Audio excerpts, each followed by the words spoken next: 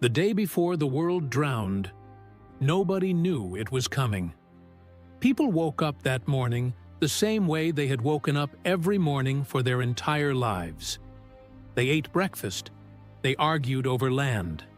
They planned the harvest. Somewhere in that world, a wedding was being arranged. Somewhere else, a merchant was calculating his earnings for the season. Children were being born. Contracts were being signed. The ordinary machinery of human life was running exactly as it always had, exactly as everyone assumed it always would. There was no warning in the sky, no crack in the earth, no sign from heaven that this particular morning was different from any other. There was only one thing, one solitary, impossible-to-miss thing that separated that day from every day that had come before it. A massive wooden structure sitting on a hill in full view of the entire world, built by one man, preached over for 120 years, mocked by everyone who had ever seen it. They laughed at it, they walked past it, they built their lives in its shadow, and never once considered what it meant. And on that final morning, with the sky perfectly clear and the sun rising exactly as it always had, the door was still open. This is the record of what happened in those last hours, and it begins 120 years before the rain. To understand what the world was doing in those final hours, you have to understand what the world had become. And to understand that, you have to go back to the verdict. Not a human verdict, not the judgment of historians or philosophers, the verdict of the one who made the world and could see it from the inside out. Genesis chapter 6, verse 5. The Lord saw that the wickedness of man was great in the earth, and that every intention of the thoughts of his heart was only evil continually. 3 words in that sentence carry the entire weight of what had happened to humanity. Every, only, continually. Not most intentions, not the majority of human thought. Every intention, not occasional evil or seasonal corruption, or the kind of moral failure that alternates with goodness. Only evil. Not evil that appeared and then receded. Evil without pause, without interruption, without a single moment of return to what humanity was made to be. Continually, Genesis 6, verses 11 and 12 press the point further. The earth was corrupt in God's sight. The earth was filled with violence. All flesh had corrupted their way upon the earth. This was not a localized problem. This was not one nation or one generation that had gone wrong. This was the comprehensive moral collapse of the entire human experiment. Every layer of civilization, every corner of the known world, had arrived at the same destination. What makes this difficult to grasp is that from the inside, it did not look like collapse. It did not look like the end of anything. It looked like progress. It looked like prosperity. Markets were functioning. Cities were being built. The descendants of Cain recorded in Genesis chapter 4 had given the world Jubal, the father of music, and Tubal-Cain, who worked with bronze and iron. Civilization had been accumulating for centuries, with lifespans stretching to 7, 8, 900 years. The knowledge and craft of individual human beings compounded across generations in ways we can barely calculate. This was not a world of scattered, primitive tribes. This was a world that had been building for a very long time. And from inside that world, on any given morning, it felt like things were working. That is what makes Genesis 6, verse 6, so devastating. And the Lord regretted that he had made man on the earth, and it grieved him to his heart. The Hebrew word here is not anger, it is grief. This is not the cold pronouncement of a distant judge. This is the pain of a creator watching his creation consume itself from the inside. God looked at the world he had made, the world he had breathed life into, and what he saw broke his heart. And then the sentence follows, "I will blot out man, whom I have created from the face of the land." But the chapter does not end there. It turns on two words that change everything. But Noah. Genesis 6, verses 8 and 9. But Noah found favor in the eyes of the Lord. Noah was a righteous man, blameless in his generation. Noah walked with God. In the entire world, in the comprehensive moral ruin of an entire civilization, one man still walked with God. Not perfectly, not without struggle, but in the direction of God, consistently, faithfully, in a world that had unanimously chosen the opposite direction. God gives Noah the blueprint. Build an ark.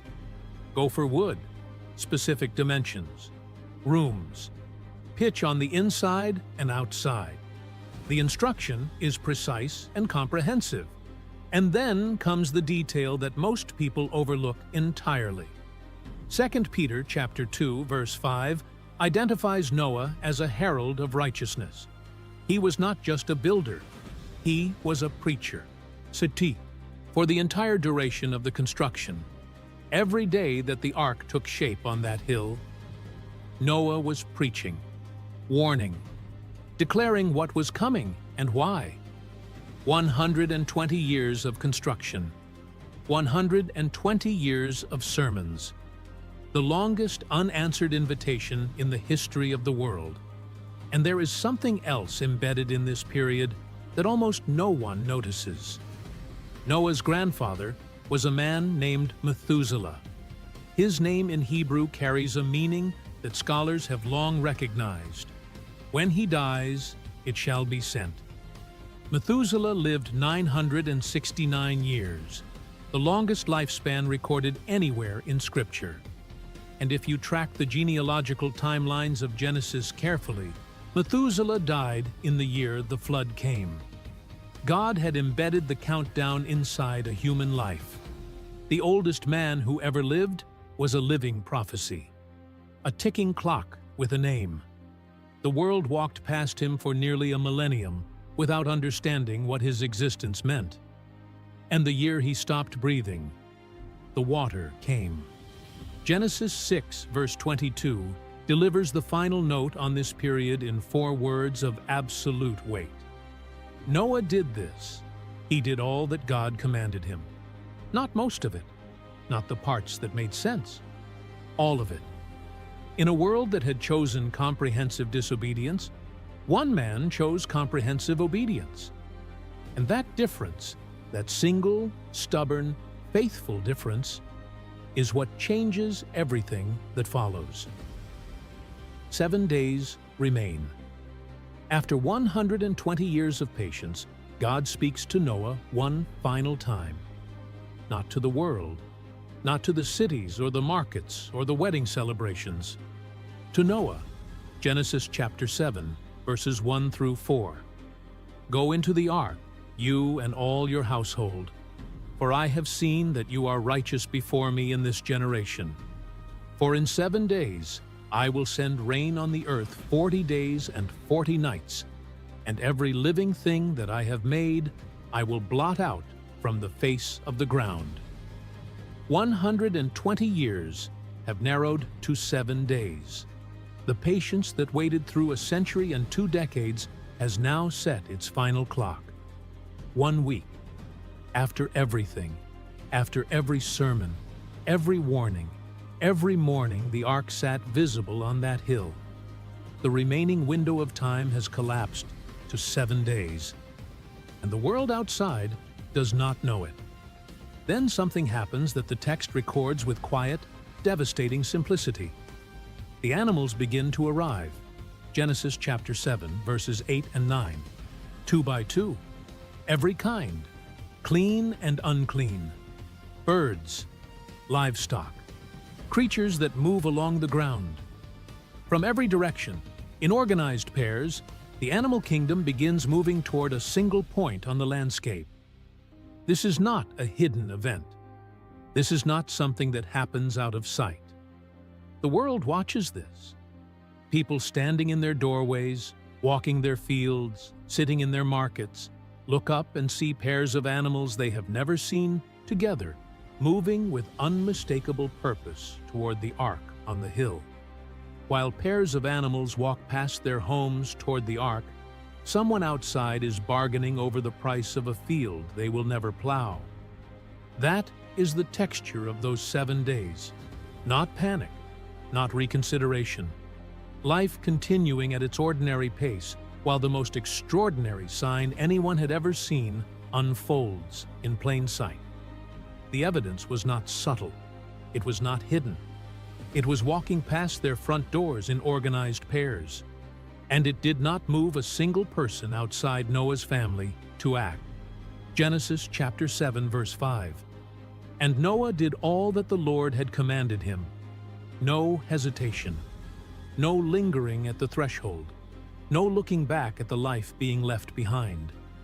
The contrast with Lot is instructive and total. When angels came to Sodom, Lot had to be physically seized and pulled to safety while he wavered. Noah does not waver. Noah believed and walked in. Lot believed and had to be carried. That difference is the distance between walking through an open door and being rescued from a burning building. The animals are inside. The family is inside. And one final act remains, an act no human hand will perform. The clock now reads 24 hours. 24 hours remain. Jesus Christ, speaking in Matthew chapter 24, verses 37 through 39, does not describe the days of Noah as a period of unusual, visible wickedness. He describes something far more unsettling. For as were the days of Noah, so will be the coming of the Son of Man. For as in those days before the flood, they were eating and drinking, marrying and giving in marriage, until the day when Noah entered the ark, and they were unaware until the flood came and swept them all away. Eating, drinking, marrying. These are not the activities of a civilization in moral freefall in that final moment. These are the activities of a civilization that believes tomorrow is coming. Markets opening, contracts being signed, arrangements being made, children being fed. The last normal day the world will ever have looks, from the outside, exactly like every other normal day. That is precisely what Jesus wants us to notice. They were unaware, not because the warning had not been given, not because the evidence was absent. They were unaware because they had decided, collectively and individually, that the world they were living in could not possibly end. A bride outside is choosing flowers for a wedding that will never take place. Now, consider what is sitting on the hill above all of this. The ark, enormous, wooden, unmissable, built over 120 years in full view of the entire region. And here is something that almost never gets mentioned when people tell this story. Something that reframes the entire picture. Before the flood, it had never rained. Not once. Not a single drop falling from the sky. Genesis chapter 2, verses 5 and 6 established that God had not caused it to rain on the earth, and that a mist rose from the ground to water the surface. The entire pre-flood world operated under a completely different system. There were no storm clouds, no thunder, no rainfall of any kind. The sky above them had never opened and released water in their entire lifetimes, or in the lifetime of any ancestor they could name. Think carefully about what that means for what Noah was doing. He was not building a shelter against a known threat. He was not preparing for a storm that came every decade, or a flood that had swept through the valley before. He was building an enormous wooden vessel to survive a phenomenon that had never occurred anywhere in the observable history of the world. Water falling from the sky in quantities sufficient to cover the mountains. An ocean descending from above. To every person watching him work, this was not faith they were witnessing. It was delusion. A man devoting his entire life and demanding his family devote theirs to surviving something the sky had given absolutely no indication it was capable of producing. The concept of a flood was not just unlikely to them, it was physically outside the framework of everything they had ever experienced or observed, and Noah was building a boat for it. For 120 years. That is why they did not simply disagree with him. They could not take him seriously. Their skepticism was not born from laziness or moral failure alone. It was born from a world that had never once shown them a reason to believe the sky could do what Noah was describing. And in that context, Hebrews chapter 11, verse 7 lands with its full weight. By faith, Noah, being warned by God concerning events as yet unseen, in reverent fear constructed an ark for the saving of his household. By this he condemned the rest of the world. Noah acted on what he could not see, and what the world around him had no framework to imagine. The world ignored what was already visible: the ark, the preaching, the animals, because they had no category for what was being warned against. He condemned the world not primarily by what he said. He condemned the world by what he built. The ark standing on that hill was the sermon. Its existence was the argument. And the world looked at it every day and saw nothing but a man building a solution to a problem that did not exist. And so, on that final day, the same sky covers two completely different worlds. Inside the ark, darkness, the sound of animals settling, 8 people breathing, faith extended into a space where sight cannot reach. Outside the ark, sunlight, noise, laughter, the smell of food being prepared, total, unshakable confidence that tomorrow will come exactly as today came. One world has no windows to the other, and within hours, one will be preserved and the other will cease to exist. 0 hour. The door closes. Genesis chapter 7, verse 16. And those that entered, male and female of all flesh, went in as God had commanded him, and the Lord shut him in.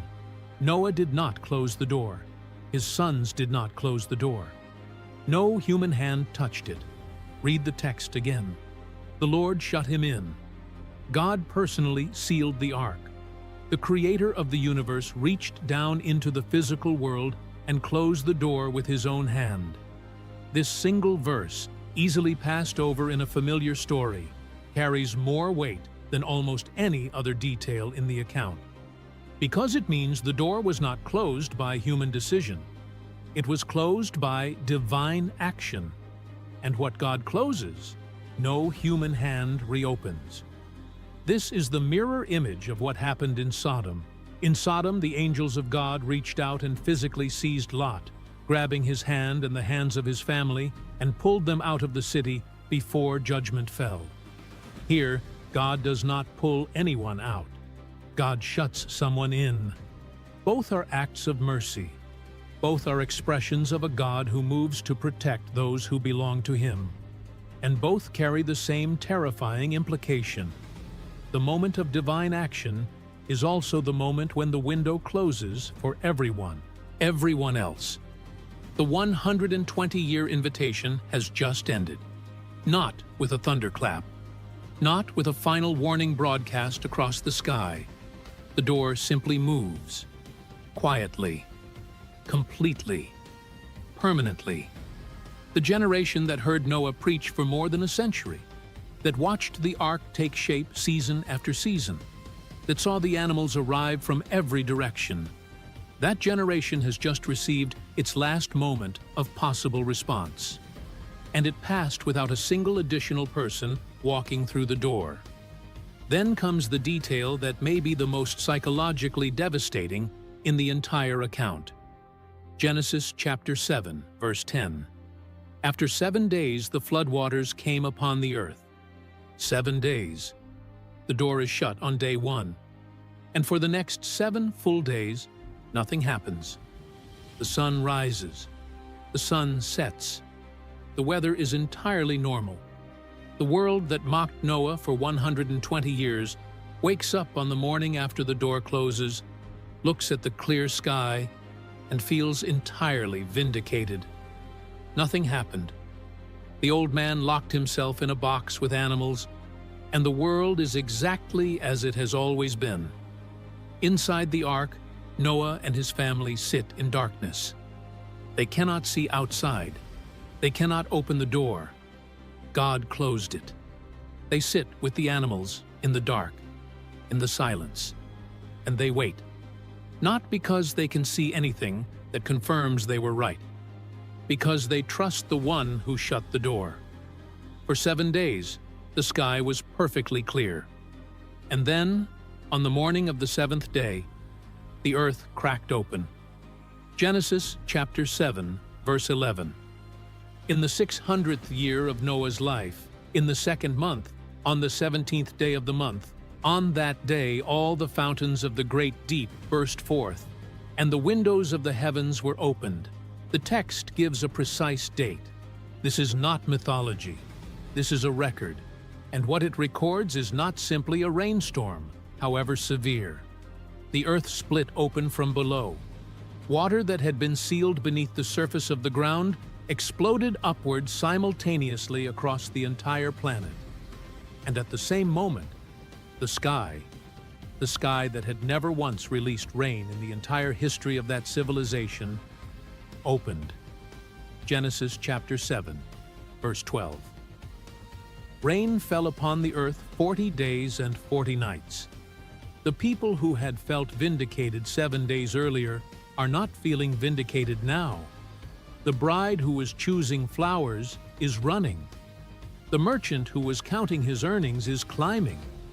Up hills, up trees, up anything that might keep him above the water for another few minutes. The families who had built their homes in the shadow of the ark, who had walked past it every morning for as long as anyone could remember, are watching it rise above them as the water rises around them. The water passes their ankles, their waists, their chests, and above them, on the hill, the ark floats. The door is right there, visible, closed, sealed by God, and no human hand can open it. The door was right there, and nobody could open it. Genesis chapter 7, verse 23.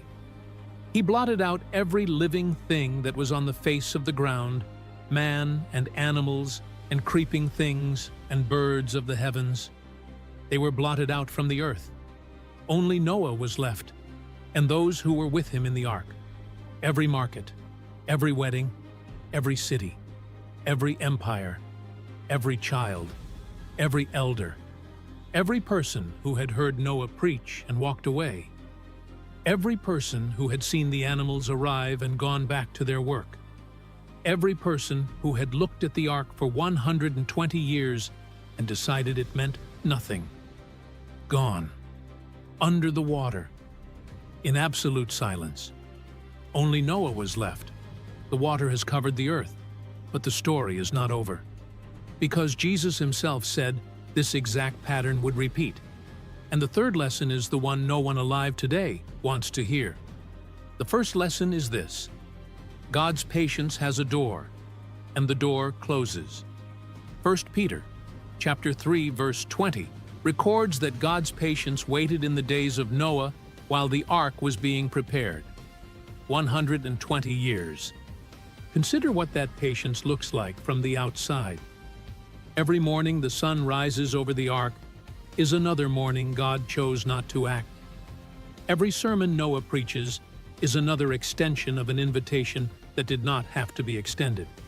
God could have ended it at year 10, at year 50, at year 100. He did not. He waited.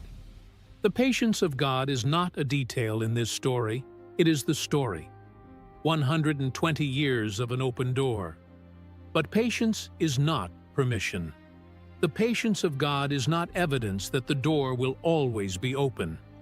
It is evidence that the door has been open longer than it deserved to be. And then, on a day that looked exactly like every other day, it closed. God closed it. No announcement, no final warning. The door shut, and that was the end of the age of mercy for that generation. The invitation that had stood for 120 years was gone in a moment. Think of the sealed door as you hear this. That door is the image of every warning ever given and ignored. Every morning the ark stood on that hill was a morning the door remained open. The moment God shut it, all the time that had been given collapsed into irrelevance. It did not matter how many years they had heard. It mattered only that they had not walked through. The question is not whether God is patient. He settled that question at the flood. The question is whether you will walk through the door while it is still open. Because there is a day when that door closes. It does not send a letter. It does not broadcast a final warning across the sky. It simply shuts. And what God closes, no human hand reopens. The second lesson is this: seeing the evidence is not the same as believing it. Return for a moment to what the pre-flood world had available to them. The ark, enormous, wooden, sitting on a hill for over a century. Noah preaching, warning, explaining, for 120 years without ceasing. The animals arriving in organized pairs from every direction in plain sight. Methuselah, the oldest man alive, whose very name declared that the day of his death would be the day of the judgment, walking among them for nearly a millennium. The evidence was not hidden. It was not ambiguous. It was massive, public, and impossible to avoid. And not one person outside of 8 responded to it. Hebrews chapter 11, verse 7. Noah was warned about things not yet seen and acted. The world was shown things already visible and did nothing. That contrast is the second lesson in its entirety. You can be surrounded by evidence and still be unmoved by it. You can hear the warning, see the ark, watch the animals walk past your door, and still go back inside and plan next season's harvest.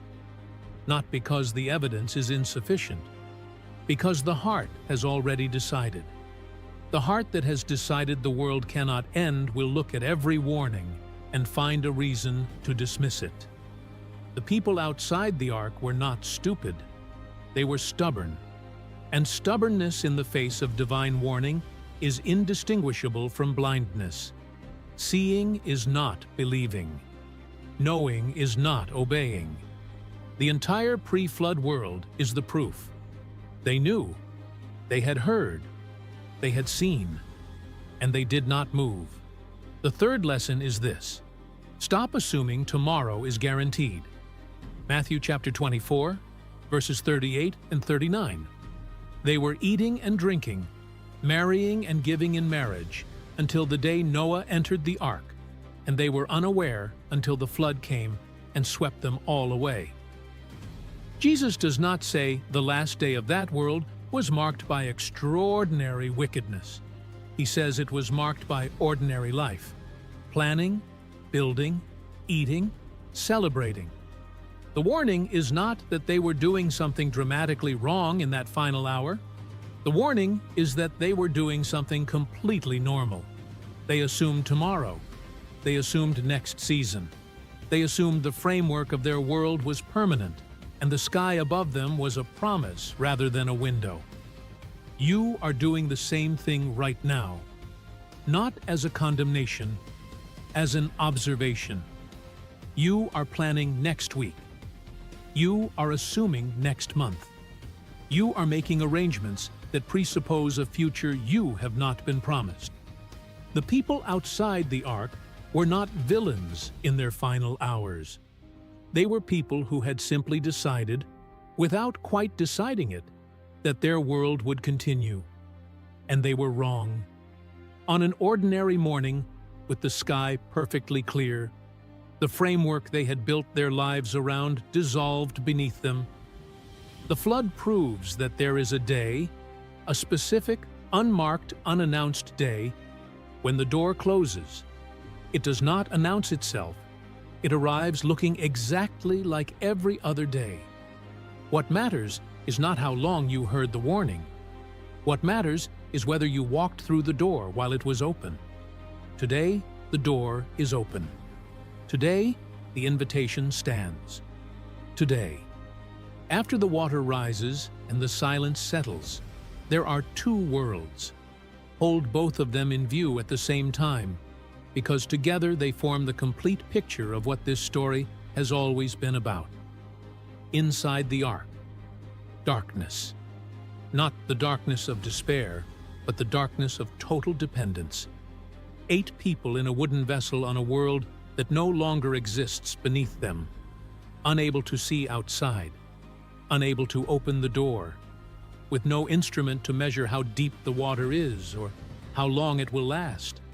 The sound of animals breathing, the creak of gopher wood under pressure. 8 human beings who staked everything, their reputations, their relationships, their entire lives, on a word from God. And that word is holding. The ark is floating. The family is alive. Faith in total darkness, resting entirely on the faithfulness of the one who shut the door. Outside the ark, silence. The complete, absolute silence of a world that has been removed from existence. The cities are gone. The markets are gone. The wedding halls where celebrations were being planned. The fields where contracts were being negotiated. The hills where families climbed in those final desperate minutes. All of it is underwater.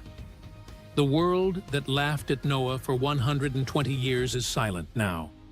The voices that called him a fool, the eyes that dismissed his preaching, the hands that walked past the open door one final time, all of it in silence, underwater.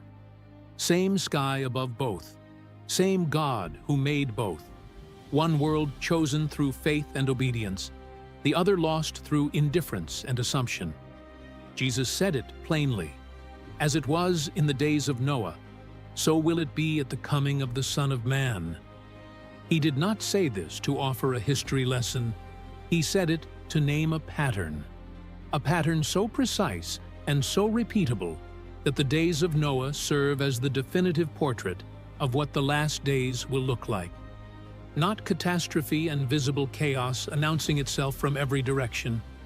Ordinary life, normal days, markets running, families celebrating. The machinery of human civilization continuing at its usual pace, right up until the moment it does not. Not because they did not see the ark, they saw it every day. Not because they were never warned, they were warned for 120 years. Because they could not bring themselves to believe that the world they were living in could actually end. Because the sky was clear. Because the markets were full. Because tomorrow had always come before. Silence from heaven is not acceptance from heaven. A clear sky is not a promise.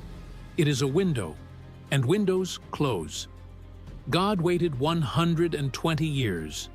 He sent one man to preach. He built the ark in plain sight. He marched the animals through the landscape publicly. He embedded the countdown in the name and lifespan of the oldest man who ever lived. He left the door open until the very last moment mercy could hold it. And then he shut it. Personally, quietly, permanently. Not in anger, in grief, and injustice. The ark is not sitting on a hill anymore. But the door is still open. The patience is still running. The invitation still stands. The evidence has not grown weaker across centuries of prophecy fulfilled, history confirmed, and scripture vindicated. It has only accumulated. The question has not changed since the morning before the rain. When God shuts the door, will you already be inside? Or will you still be standing outside, looking at a clear sky, assuming tomorrow will come? If this changed how you see this story, stay with us. Subscribe and turn on notifications. Every week, we go deeper into the evidence the Bible reveals and the world has forgotten. the evidence is only beginning.